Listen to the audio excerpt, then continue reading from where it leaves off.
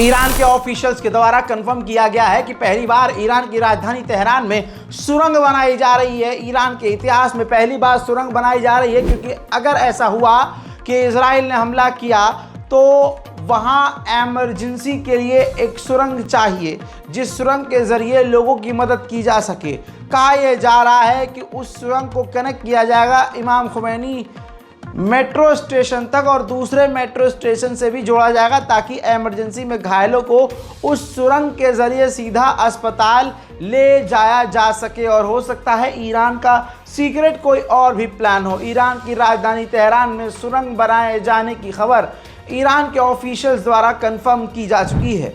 उधर ही ईरान के राष्ट्रपति पेज़ेश्कियान जिस दिमाग का आदमी है, आखिरकार उस व्यक्ति का दिमाग सामने आ गया।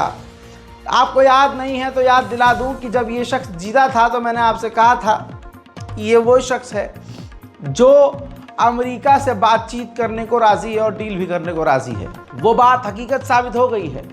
ईरान के राष्ट्रपति पेज़ेश्कियान ने कहा कि ईरान को वॉशिंगटन यानी अमेरिका से डील करनी ही होगी। वहीं ईरान के राष्ट्रपति मसूद पेज़ेश्कियान ने सीरिया की डेलीगेशन से बातचीत की है, क्योंकि दोस्तों सीरिया में भी हालात बड़े सख्त हैं। इजराइल, अमेरिका, बरतानिया मिलकर हमला कर रहे हैं। उधर सऊदी अरब और ईरान इस वक्त काफ़ी करीब हैं। ये ऐतिहासिक तस्वीर देखिए, ये जो लंबी हाइट वाला व्यक्ति नज़र आ रहा है ये सऊदी अरब का कमांडर है और ईरान के काउंसल जनरल आपको सूट में नज़र आ रहे हैं। यानी ईरान और सऊदी अरब एक साथ काफ़ी गहराई तक खड़े हो चुके हैं, गहराई तक मीटिंग हुई है। उसके अलावा एक और तस्वीर मोहम्मद बिन सलमान की देखिए। मोहम्मद बिन सलमान ने खुद मुलाकात की है ईरान के वाइस प्रेसिडेंट। इस तस्वीर को मैं आपको फुल स्क्रीन पर दिखा ही इसलिए रहा हूँ क्योंकि ये ऐतिहासिक तस्वीर है। मोहम्मद बिन सलमान ईरान के लिए इतना नरम कभी नहीं हुए और ईरान के आगे इतना कभी नहीं बिछे। वहीं पहली बार ईरान ने मोहम्मद बिन सलमान को अपने मुल्क इनवाइट कर दिया है। ये इतिहास में पहली बार हुआ है।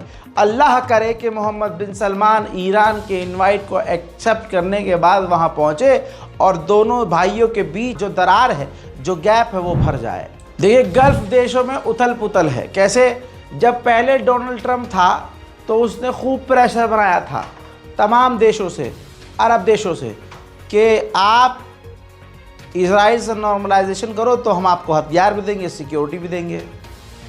तो यूएई जैसे और भी अरब देशों ने इजराइल के साथ अब्राहम अकॉर्ड में साइन करके अपने रिश्ते इजराइल से कर लिए। ठीक, बढ़िया कर लिए। उसके बाद बाइडन भी आया, बाइडन की सरकार आई तो बाइडन ने भी अरब से यही कहा। जिन अरब ने कहा कि हमें ईरान से सिक्योर करो, ईरान से बचाओ, तो बाइडन ने भी यही कहा कि भाई आप अब्राहम डील करो, इजराइल से हाथ मिलाओ। यूएई ने हाथ मिलाया, सऊदी अरब ने नहीं मिलाया। और इसके अलावा कई सारे देशों ने ईरान के साथ ही रिश्ते ठीक कर लिए। बाइडन के कार्यकाल में ईरान के साथ रिश्ते अच्छे कर लिए, जैसे सऊदी अरब ने कर लिए। ऐसे में अब डोनाल्ड ट्रंप फिर आ गया है। तो अब गल्फ देशों को चिंता ये है कि अब एक बार फिर से डोनाल्ड ट्रंप सरकार जो है वो ईरान पर मैक्सिमम प्रेशर बनाएगी, जिसकी वजह से ईरान में मुसीबत बढ़ेगी और ईरान की मुसीबत बढ़ेगी। और जो हमने ईरान के साथ रिश्ते सही किए हैं वो डोनाल्ड ट्रंप ख़राब करवा देगा।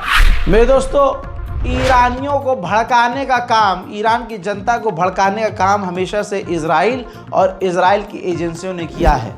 मेरे दोस्तों तस्वीरों में देखिए, ये हैवान खुद सामने आया है नेतन्याहू और ईरान की जनता को संबोधित करते हुए इसने कहा है कि आपके जो देश के पैसे हैं बिलियंस ऑफ डॉलर, लगभग इन्होंने बताया कि 2.3 बिलियन डॉलर जो है आपके देश ने हम पर हमला करने के लिए खर्चा कर दिया, जबकि वो पैसा आपका था और आपके ऊपर खर्च होना था। वहीं नेतन्याहू ने ईरानियों को भड़काने के लिए कहा कि जो खामनाई की रिजीम है वो हमसे या किसी और से ज़्यादा, आपसे ही ज़्यादा डरती है। आपको अपने मुल्क पर प्रेशर बनाना होगा।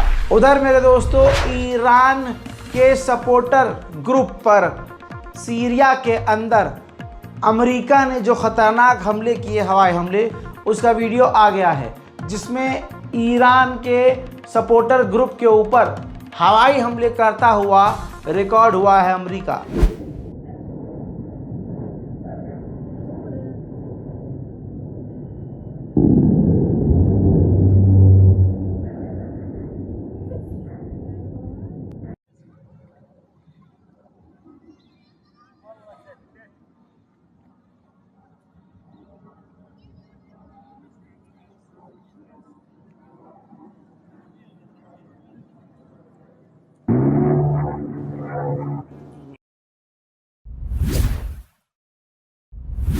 मेरे दोस्तों, ऐसे ही ईरान ने पूरी दुनिया का दिल नहीं जीता है और ईरानियों ने, दोस्तों ये तस्वीर देखिए, ईरान गरीब है, ईरान की जनता गरीब है, पैसा नहीं है, लेकिन ईरान की जनता, ईरान की महिलाएं अपने जेवर बेच रही हैं।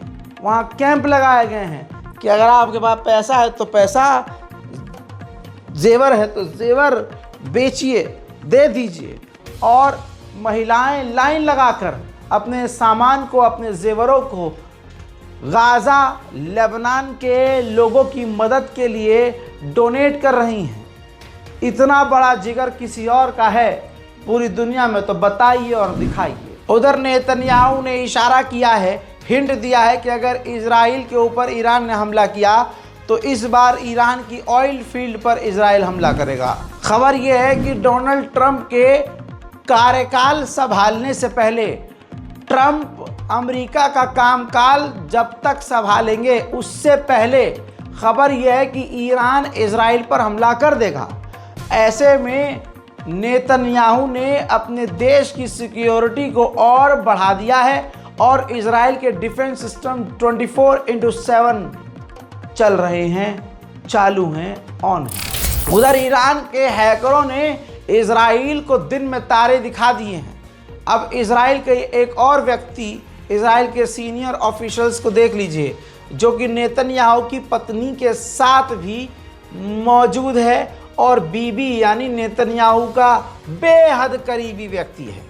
मेरे दोस्तों, उसकी पर्सनल जानकारियां भी ईरान के जो लड़ाकू हैं, जो ईरान के ऑनलाइन लड़ाके हैं, उन्होंने लीक कर दी। ईरान स्पेशल रिपोर्ट में फ़िलहाल के लिए इतना ही। इससे पहले जो अपडेट दिए हैं जाइए देखिए, इन रिपोर्ट को शेयर कीजिए, अपनी राय कमेंट में लिखिए। हमारे 3 चैनल इम्पोर्टेंट हैं और मेरे तरफ से वेरीफाइड 3 चैनल हैं, रज़ाग्राफी, रज़ाग्राफी अनस्क्रिप्टेड और रज़ाग्राफी सोशल।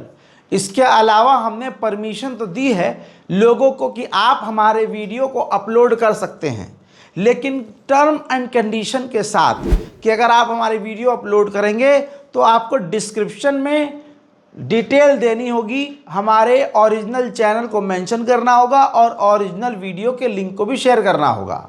अब वही वाली बात होती है, उंगली पकड़ाए हैं तो लोग गर्दन पकड़ लेते हैं, प्यार प्यार पर सर पर चढ़ गए हैं। कॉपीराइट मैंने मना किया कि नहीं मारूंगा, लेकिन इसका मतलब ये नहीं है कि ज़्यादा दिमाग चलाओगे तो मैं चुप रहूँगा। अब बहुत सारे फेक चैनल बन गए हैं, रज़ाग्राफी न्यूज़, रज़ाग्राफी शॉर्ट, रज़ाग्राफी मीडिया, बहुत सारे रज़ाग्राफी के नाम से, हमारे नाम से फर्जी चैनल यूट्यूब पर बन गए हैं। किसी के 1 लाख सब्सक्राइबर होने वाले हैं, किसी के 50,000, किसी के 12,000, किसी के 10,000, किसी के 5,000, मतलब चल रही है दुकान भाई साहब फर्जी। तो देखिए, ये है इलीगल तरीका, लीगल नहीं है। इतनी वो लोग मेहनत कर रहे हैं और रज़ाग्राफी की वीडियो चुराना बड़ी बात नहीं है, चलो मैंने तो खुद परमिशन दी हुई है, लेकिन आप रज़ाग्राफी का नाम इस्तेमाल करके चैनल बना रहे हो, यहाँ पर दिक्कत आ जाती है। और ऐसे में हम इंतज़ार कर रहे हैं कि खूब मेहनत कर लो, एक बार स्ट्राइक मारेंगे, यूट्यूब से एक बार बात करेंगे और आपकी सारी मेहनत धरी की धरी रह जाएगी। तो मेहनत करो तो इस तरह से करो कि तुम्हारा सच में कोई फ़ायदा हो, ना कि किसी के दूसरे का नाम इस्तेमाल करके 1-2 नाम चेंज कर दिया, रज़ाग्राफी मीडिया, रज़ाग्राफी न्यूज़ या इस तरह से कुछ कर दिया और तुमने सोच लिया कि हो अब तो तुम ओरिजिनल हो गए। नहीं हो सकते। इसलिए आप लोगों से कहूँगा कि सही तरीका इस्तेमाल कीजिए। आप लोगों से, जनता से गुजारिश है, मेरे 3 चैनल हैं, रज़ाग्राफ़ी अनस्क्रिप्टेड, रज़ाग्राफ़ी सोशल, इन तीनों को सब्सक्राइब कीजिए ताकि आपको तमाम अपडेट्स मिलते रहें। मैं हूँ रज़ा और आप देख रहे थे रज़ाग्राफ़ी अनस्क्रिप्टेड। जय हिंद।